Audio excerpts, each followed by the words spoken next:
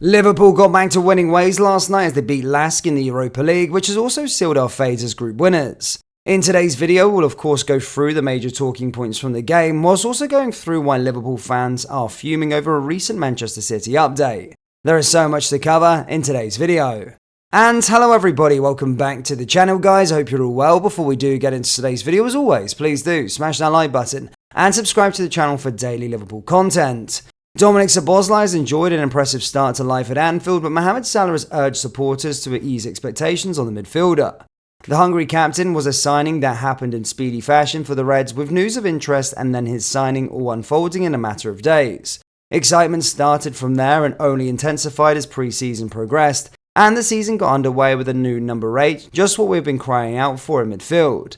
As starts to life at Anfield go, his has been brilliant, but Salah wants to temper expectations and alleviate the pressure on Szoboszlai, with Liverpool fans having been quick to sing his praises. He said, "He has a really good start, but I don't want fans to put pressure on him. Just let him play and enjoy his football and express himself. We don't have to say he's the next that or next that. He's still a kid. He just came a few months ago. If he plays good, he's played good. Just keep it like this, because the Liverpool fans, I have seen that before and I see it now. The expectation is really big and that puts pressure on the player as well." Szoboszlai has featured in all but one of Liverpool's 19 games to date, racking up the second most of amount of minutes and showing it off his intensity, versatility and creativity. Donning the number 8 has earned him plenty of comparisons to Steven Gerrard, and while the confidence of the 23-year-old will see him take that in his stride, it is brilliant to see Salah looking out for his teammates. Manchester City have 115 charges hanging over them for financial breaches, but the verdict for any punishment would only come in 2025 at the earliest in a latest update. Earlier this year, Manchester City were charged for 115 instances of rule breaches, the majority concerning the club's finances. The charges are over a sustained period of time from 2009-10 season up until 2017-18. It took 4 years of investigations before the Premier League published the unprecedented charges. Any sanctions were always going to take time considering the volume of evidence and the sheer number of breaches, plus the legal white tape and any and all attempts to delay proceedings. But with Everton having recently been docked 10 points for their breach of financial rules, the demand for City's day of judgment has grown tenfold. As per the Mail's Mike Keegan, though, a hearing with the independent panel overseeing the case has reportedly been initially scheduled for late 2024, with a verdict then only expected in the summer of 2025. These can only be tentative dates and delays will be expected, and a subsequent appeal will be anticipated should Manchester City not like the outcome of any of their 115 charges. Obviously, Everton's case was on a much smaller scale and their verdict could have been handed down a lot faster, but by the summer of 2025, Pep Guardiola's current contract will have expired. That would certainly test his stance that he would not leave City if they were punished with relegation. There will be plenty of clubs aggrieved if an even number of charges stick. Probability suggests so, and that will not just be Liverpool, but the clubs at both the bottom and the top of the table during their years of transgressions. For the Reds, they have had 2 title tussles with City from 2009-10 to 2017-18. A verdict cannot come soon enough, but 2020-25 feels like a lifetime away. Liverpool picked up another Europa League win, which combined with a draw elsewhere means the Reds have guaranteed to win their group. In this part of the video, we'll discuss the 5 major talking points from the game. Clean sheet Kelleher. With Alisson Becker out for a couple of weeks at least, Kelleher will now get his first extended chance of the season. He has been a very good number 2 for the Reds over the past few seasons, but his form this campaign has been fairly poor, albeit with the obvious caveat of games coming few and far between. Last night then was an important opportunity to get his eye in and build his rhythm ahead of 3 league games and the last group game in Europe, a 5-match run which needs to be another proving ground for him, showing he can have the consistency and quality required at the top.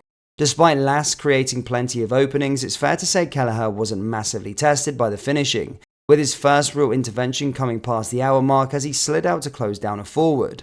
Another decent block came in the final 15 minutes, beaten away at the near post, with maybe his finest intervention being a scoop away from a dangerous free kick in the final minutes of the game. Elsewhere, his footwork was assured and his starting position was positive. There are bigger direct tests ahead, no doubt, but a first clean sheet of the season for him is still a good starting point. Elliott, the standout trio, take their chance.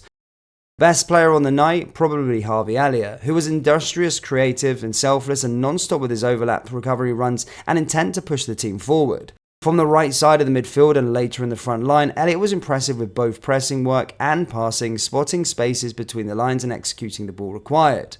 Elsewhere, the irregulars, if we can call them that, who perhaps impressed the most were Joe Gomez and Wataru Endo. For the former, it's far from the first time he is impressed, with some good performances at right back and another assist here for the opener.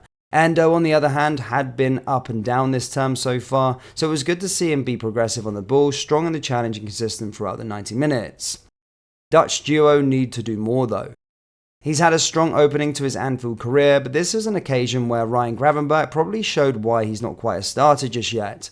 The midfielder certainly worked plenty and kept trying to make things happen, but much of the creative work and cutest technical attempts to keep the Reds rolling simply didn't come off, an off night for the most part. Cody Gakpo, on the other hand, scored 2, won a penalty and grew into the match the longer it went on. On the face of it, that's excellent, but doesn't tell the whole story. By the time we hit the hour mark, he was certainly coming into his stride, turning quicker and being more aggressive with his passing and his dribbling. One last shot just after he was taken down by the keeper was the classic type of approach we want to see from him. Good turn, direct run into space and an effort from goal range. Before that though, he was sloppy on the ball, twice missing out on easy tap-ins due to simply not continuing his run or following the natural roll of a cross. Too many times, good positions or shooting chances were wasted. With Diego Jota absent, Gakpo needs to show more of his final third quality. More often to become a first-choice player for Jurgen Klopp again, but like his second goal lashed in for the 4-0. Great productivity tonight, but against better opponents, we need to be an all-round package he's capable of. Planned subs and intensive training sessions. It's fair to say that even though Lass created a good few chances, Liverpool always had too much quality and looked like they could step it up again whenever they needed. As such, it's no great surprise to see that there were some clearly planned changes by the boss, utilising the squad on one hand but also keeping some of the key starters fully tuned in and getting a midweek run out. Mo Salah and Luis Diaz both played around 55 minutes before being replaced. The wide forwards splitting game time, no doubt the coach is feeling extra projection is needed there with Jota's injury. Trent Alexander-Arnold and Curtis Jones both got a decent 40 minutes or so to keep the engines ticking, with the former heading into the midfield later on. Top spot and 3 in a row. The Reds remain top of their Europa League group and now will be staying there for sure. Toulouse drew 0-0 with Union Saint-Gilloise, meaning nobody can catch us. There are 2 knock-on effects of that though, one of which is vital. We can rest players against Union as we want to now, and that fixture comes just 3 days before Liverpool host Manchester United.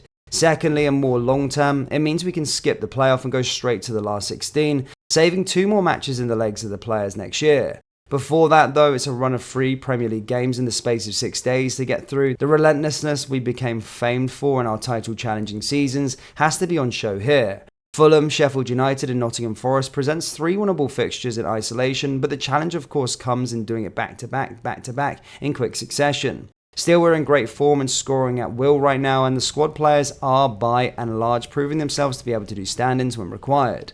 Onwards and upwards, Reds, towards a very Merry Christmas. Liverpool fans, what did you make of last night's game? Let me know down there in the comment section below.